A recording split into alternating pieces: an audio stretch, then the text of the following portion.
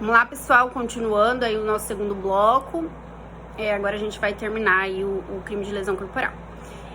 O crime de lesão corporal, ele pode ser praticado na modalidade comissiva, que é a ação de ofender alguém, né? E na modalidade de omissão imprópria, que é o garantidor, previsto lá no parágrafo 2º, artigo 3 do Código Penal, que a gente já viu detalhadamente em sala de aula.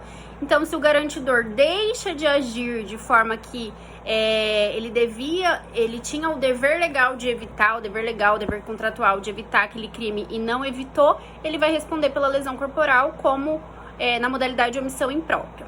Joia? Acho que isso aí não tem dúvidas, a gente já viu bastante isso na sala. Consumação, quando se dá a consumação da lesão corporal? A lesão corporal é um crime material, certo? Consuma-se com a efetiva produção da ofensa à integridade corporal, à saúde da vítima. Também nenhuma pontuação a fazer aí, acho que não vai ter nenhum problema. Cabe tentativa na lesão corporal? Perfeitamente admissível a tentativa, certo? Eu tentei agredir fulano, mas ciclano entrou na frente e por condições alheias à minha vontade eu não consegui agredi-lo. Perfeito. Só que cabe pontuar, abrem aí uma observaçãozinha, que nas modalidades pré-ter-dolosas não admite a tentativa. Quais são as modalidades pré-ter-dolosas mesmo? O que é o pré-ter-dolo? A gente viu que é dolo na conduta antecedente, culpa na conduta consequente. Então é o que ocorre ali, ó. Quais são as modalidades pré-ter-dolosas da lesão corporal? Lesão corporal qualificada pelo perigo de vida, pela aceleração de parto, pelo aborto e seguida de morte. Essas são as 4 situações de lesão corporal de natureza pré-ter-dolosa. Dolo na conduta antecedente, que é a lesão, e culpa na consequente, que é a culpa na aceleração do parto, culpa no perigo de vida, culpa no aborto e culpa na morte. Por quê? Porque se fosse dolo mais dolo, responderia pelo aborto, pelo homicídio, não por lesão seguida dessas situações, né? A gente também viu isso em aula. Então, nessas 4 situações em que tem a modalidade pré-ter-dolosa, a gente não pode falar em tentativa, beleza? Nas outras modalidades, na lesão leve, nas outras modalidades de grave e gravíssima, é perfeitamente admissível a tentativa de lesão corporal. Vamos lá. Pena, ação penal, competência e suspensão condicional do processo. Pena. Na lesão corporal leve, a pena é de detenção de 3 meses a 1 ano, certo? A ação penal é pública condicionada à representação. Por quê? Porque ali no artigo vocês vão ver que fala que a ação penal é condicionada à representação. Deixa eu achar certinho aqui onde vai estar falando isso. Vai estar, gente, veja bem, no artigo 88 da lei do juizado especial criminal. Não vai estar nem aí no 129 mesmo, vai estar no 88 da lei do juizado especial criminal, lei 9.099 de 95. Lá vai estar dizendo o seguinte: além das hipóteses do Código Penal e da legislação especial, dependerá de representação a ação penal relativa dos crimes de lesões corporais leves e culposas. Então, lesão corporal leve é condicionada à representação. Qual que é a competência? Juizado especial criminal, justiça comum, vamos lá. Pena máxima de 3 meses, pena mínima de 3 meses, máxima de 1 ano. Menos que 2 anos, vai para o juizado, certo? Então, por hora, juizado especial criminal. Cabe suspensão condicional do processo? Sim, porque a gente está falando de uma pena mínima de 3 meses. Então, em tese, cabe suspensão. Por quê? Porque pra gente analisar a suspensão condicional do processo, a gente olha a pena mínima até 1 ano. Ali é de 3 meses.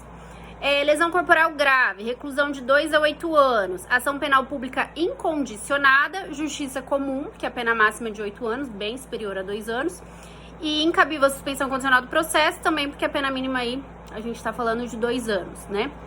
Lesão corporal gravíssima também, tá?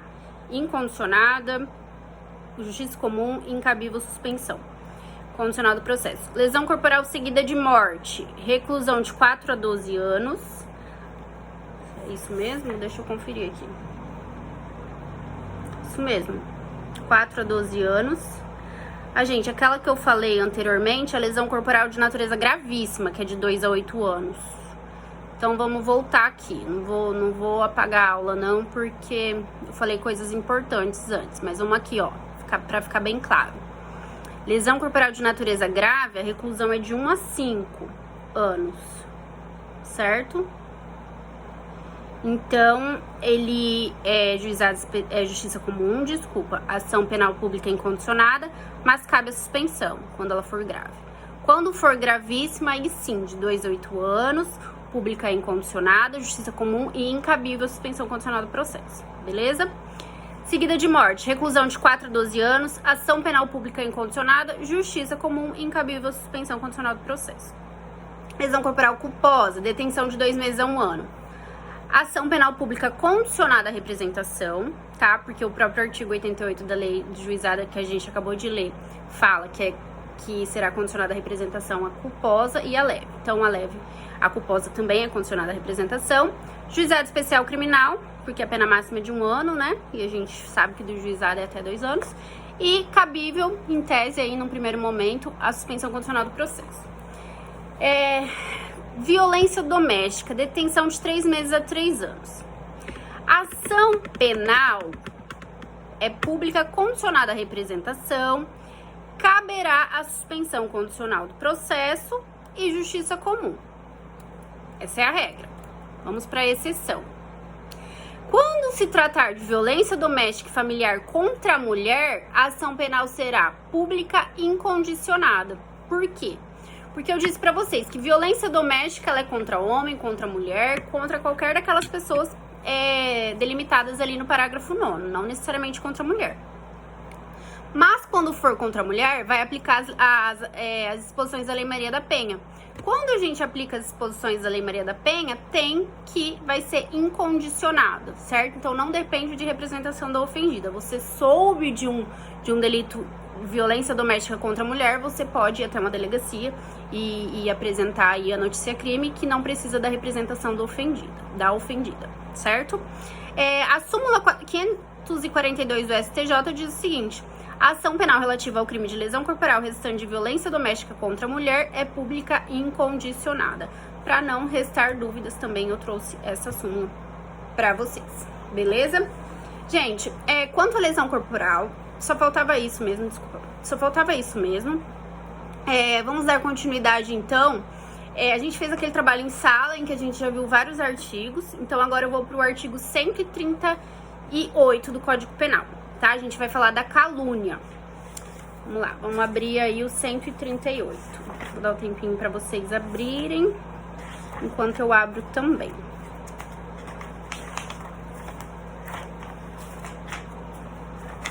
Calúnia. A gente vai iniciar aí os crimes contra a honra. Deixa eu abrir aqui também.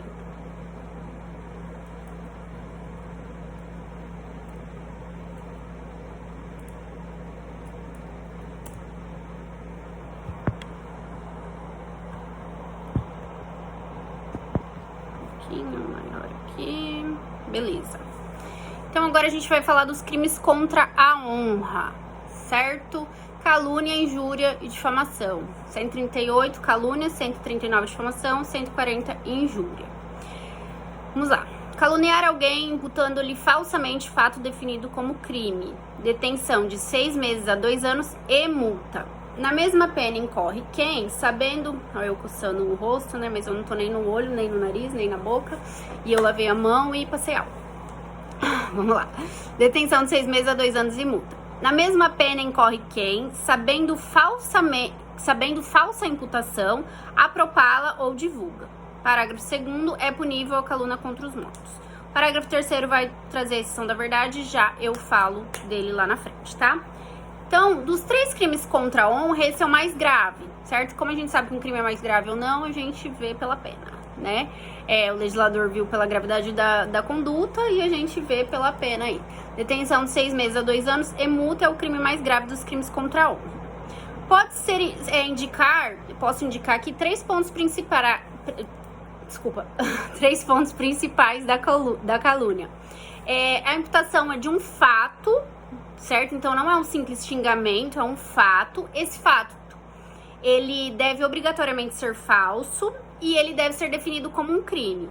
Então, eu xingar a pessoa não é definido como calúnia, a gente já tira isso fora, a gente vai ver lá na frente que isso é uma injúria.